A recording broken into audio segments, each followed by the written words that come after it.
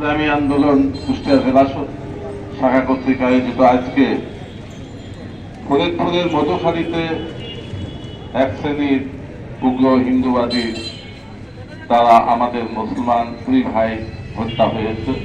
সেখানে আজকে কথা আপনারা শুনছেন যে প্রায় 8 থেকে 9 দিন হয়ে গেল। বিভিন্ন আজকে দুনিয়ায় প্রত্যেকটা জিনিস আজকে রেকর্ড হয়ে যায়, যেমন আমাদের কথা রেকর্ড হচ্ছে, সেখানে তারা কারা কারা সেখানে অত্যাচার করেছে সবগুলো কিন্তু ফেসবুকে এসে গেছে। তারপরেও কাদের ভয়তে, কোন শক্তির ভয়তে তারা তাদেরকে গ্রেফতার করেনি?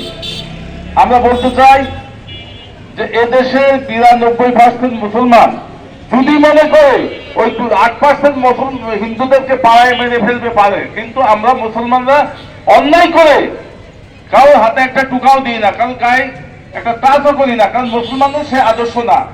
আপনারা জানেন যে আমরা যদি মনে করতাম যে তাদেরকে ওখানে পিঠে মেরে ফেলতাম আমরা পারতাম, কিন্তু আমরা প্রশাসনের দিকে সবসময় তাকাই, কারণ আমরা চাই না যে অন্যায় করে একজন অন্যায় করে আর মুসলমান সেই অন্যায় করবে, তা কোনোদিনও হতে পারে না।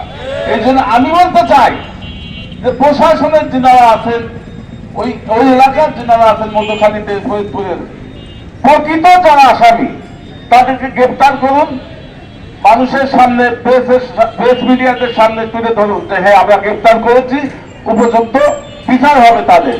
আমরা চাই যে এই সম্প্রীতির বাংলাদেশে হিন্দু, মুসলমান, বৌদ্ধ, খ্রিস্টান সবাই মিলে আমরা একসাথে বসবাস করব। কিন্তু আপনারা লক্ষ্য করেছেন যে কিভাবে কমিটি হয়, হিন্দু, বৌদ্ধ, খ্রিস্টান ঐক্য পরিষদ, মুসলমান কে বলবেন? হিন্দু, বৌদ্ধ, খ্রিস্টান ঐক্য পরিষদ, মুসলমান কই? মুসলমান কিন্তু নাই। তার মানে কি, আমরা কিন্তু এইভাবে পছন্দ করি না। আমাদের কথা হচ্ছে মুসলমান, হিন্দু, বৌদ্ধ, খ্রিস্টান সবাই মিলে আমরা এক দেশে একসাথে বসবাস করব। এই জন্য আমি কথা বাড়াবো না। আপনারা জানেন যে আমাদের লোকের উপস্থিতি অত্যন্ত গরম, জানেন যে এই গরমে কোনো মানুষ আমাদের মতো যারা বয়সী তারা তো কথাই নেই, কোনো মানুষ এই গরমে রাস্তায় বাড়ায় না, কিন্তু বাধ্য হয়ে আজকে অন্যায় সইতে সইতে আমাদের এমন পর্যায়ে চলে গেছে যে আর অন্যায় সহ্য করা যায় না। এই জন্য আমি কুষ্টিয়ার পুলিশ সুপার এবং কুষ্টিয়ার পুলিশ বাহিনী, প্রশাসন সবাইকে আমি আমার অন্তরস্থল থেকে ধন্যবাদ জানাবো যে ওনারা এত সুন্দর একটা আমাদের আয়োজন করতে সাহায্য করেছেন। প্রেস মিডিয়া, ইলেকট্রিক মিডিয়া সবাইকে আমি ধন্যবাদ জানাই যে প্রকৃত বিষয়টা আপনাকে তুলে ধরেন।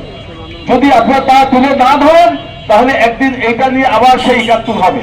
আপনারা জানেন যে আমি নিজেও তো মুক্তিযোদ্ধা, তখন যদি তারা সেই শেখ মুজিবকে মেনে নিত তাহলে কিন্তু এই দেশ যুদ্ধ হতো না, এদের স্বাধীন হওয়ার প্রয়োজন ছিল না। কিন্তু এই একই হঠকারিতার কারণে যখন তারা ক্ষমতায় আসে, সেই ক্ষমতার অপব্যবহার করার কারণেই অন্য কিছু ঘটনা ঘটে যায়। আমি আর কথা না বাড়াই আমি বলতে চাই, এই কুষ্টিয়া প্রশাসন এবং পুলিশ বাহিনীকে আমি আমার অন্তরস্থল থেকে ধন্যবাদ দিয়ে এবং প্রেস মিডিয়া, ইলেকট্রিক মিডিয়াদেরকে প্রকৃত যে ঘটনা সেটা তুলে ধরুক, এবং আমাদের যারা বিভিন্ন থানা থেকে, বিভিন্ন এলাকা থেকে এই অত্যন্ত গরমে কষ্ট করে আসছেন, আমার অন্তরস্থল থেকে ইসলামী আন্দোলন কুষ্টিয়া জেলা শাখার পক্ষ থেকে আমি সবাইকে ধন্যবাদ জানাই।